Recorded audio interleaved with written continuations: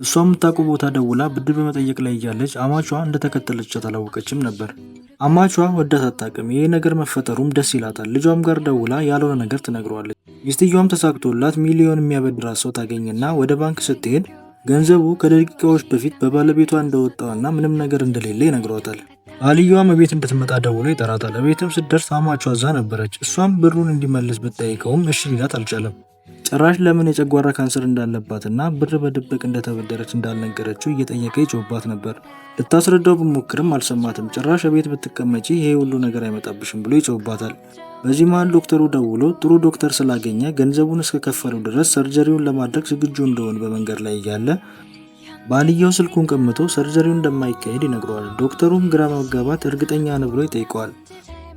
እሷም ደግማ ከባሏ ስልክ ለመቀማት ብሞክርም የባለቤቷ እህት ገፍትራ ኖሪለት ትጠላታለች። የሚያወሩት ነገር ግራ ያጋባው ዶክተሩ ለባሏ እሷ ሳትሆን ካንሰር ያለባት እሱ እንደሆነ በመንገድ ላይ እያለ